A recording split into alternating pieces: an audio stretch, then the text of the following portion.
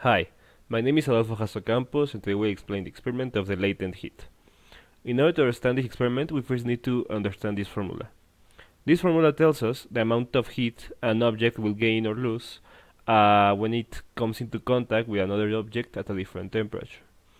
The heat they gain or lose is equal to the specific heat, which this depends on the material of the object, times its mass, times its change of temperature.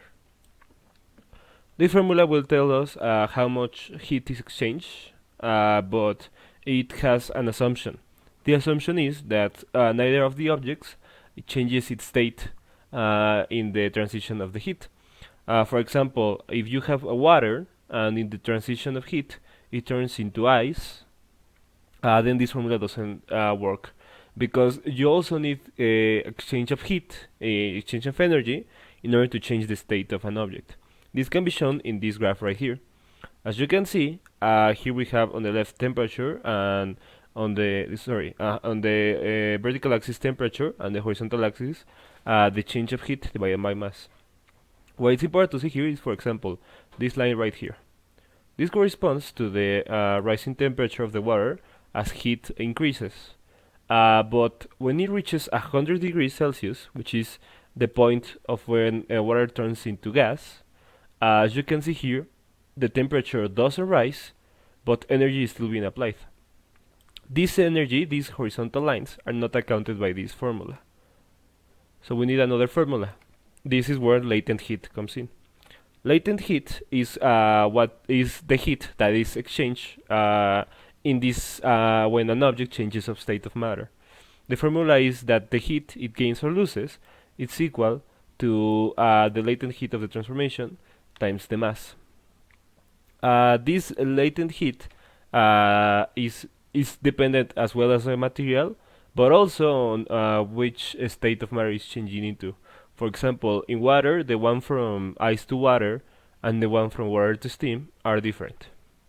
So in the experiment, we're going to try to get this value of the latent heat from when water turns into ice. How we're going to do this is make them exchange heat, water at an ambient temperature and ice at cold temperature, and see how much heat it takes for the ice to change into water and reach an equilibrium temperature. But in order to do this, we're going to use a calometer, which is the object right now in screen. This will be our container, and in a perfect world, this calometer will perfectly isolate the water and the ice from the environment, making them not lose any heat to the environment, and the environment not affecting it. But sadly, there is not such a perfect calometer in the real world.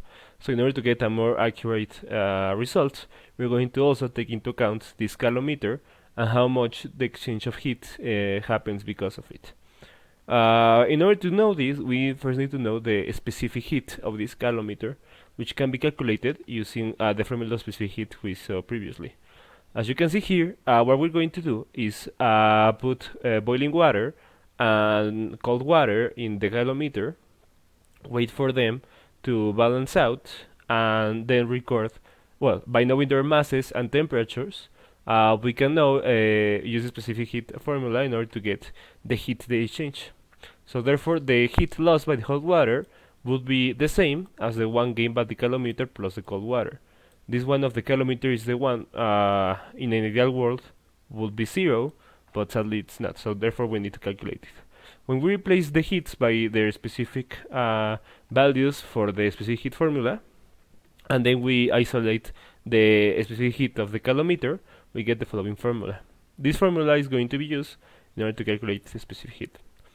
Now that we have when we have the specific heat of the calometer, we're going to do the experiment of the latent heat, which will use this piece of ice right here. What we're going to do is put ambient water inside the calometer, record the mass and temperature of both, and then grab ice, which then record its temperature and put it inside the calometer with the ambient temperature water.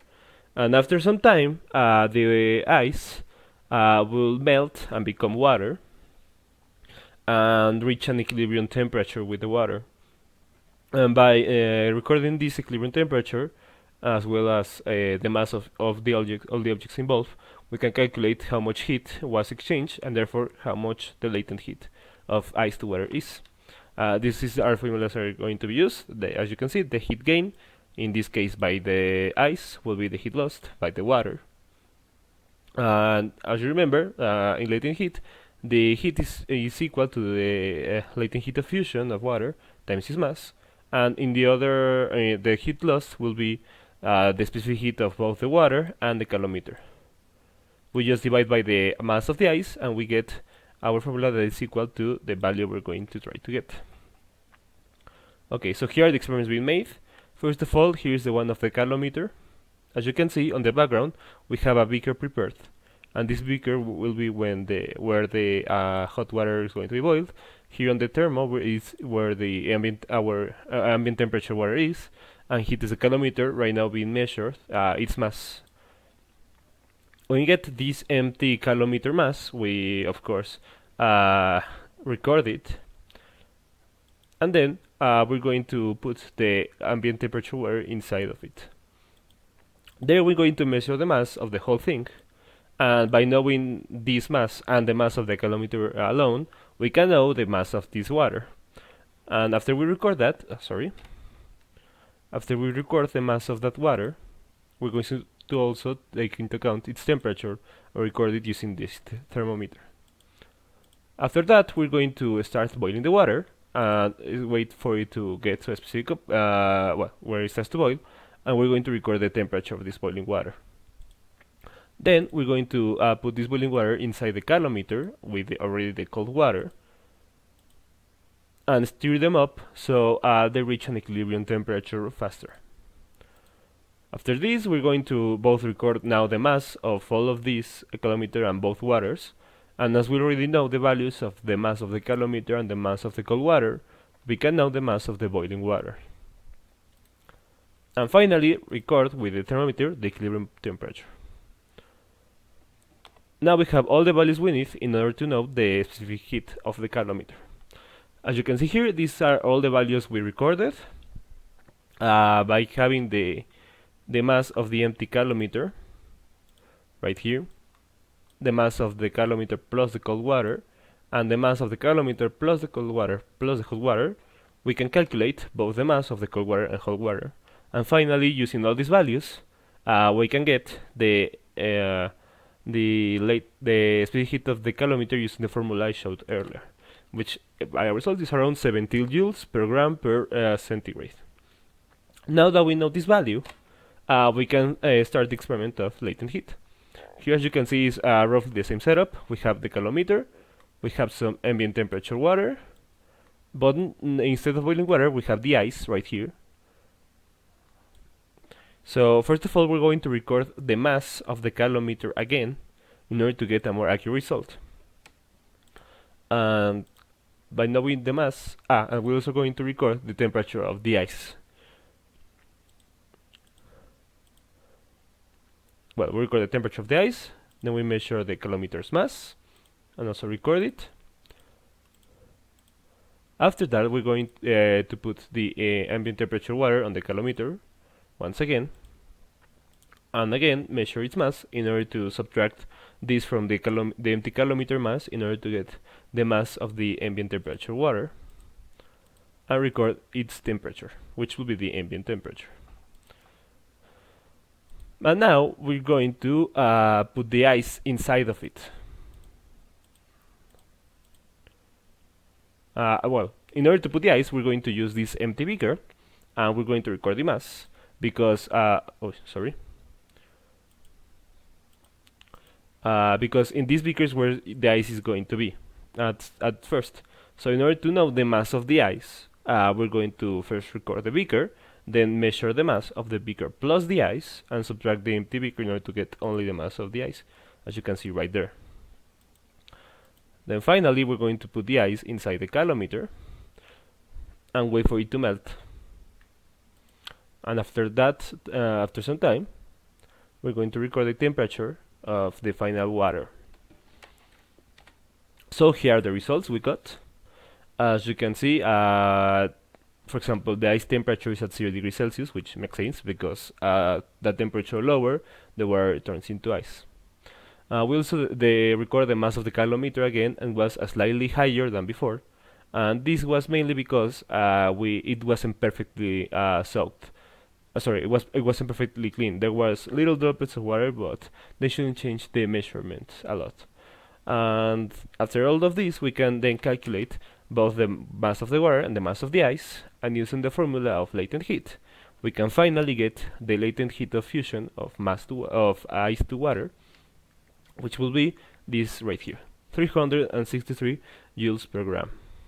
Now we're going to compare this to a reference we got that says that the approximate value for the value of the latent heat of fusion of water is around 334 kilojoules per kilogram. This is the same unit because we can cancel the kilos on both sides, and we could just get joules per gram, which is the same unit we have. And as you can see, they are really close. When we compare for the error, we actually get an error of only 9%. This is actually pretty close. It's not perfect because, as always, there are some errors. For example, because it's not a perfect calometer, the water can lose heat due to the environment, as well as the ice when the moment it leaves the place in where it was stored, it starts to lose heat rapidly, etc. But I will say that this experiment confirms that we got a very accurate value of the latent heat of water, and therefore we can say that both the formula and our experiment worked. And finally, here is the reference we got from the reference we got in order to know the theoretical value of the latent heat of water.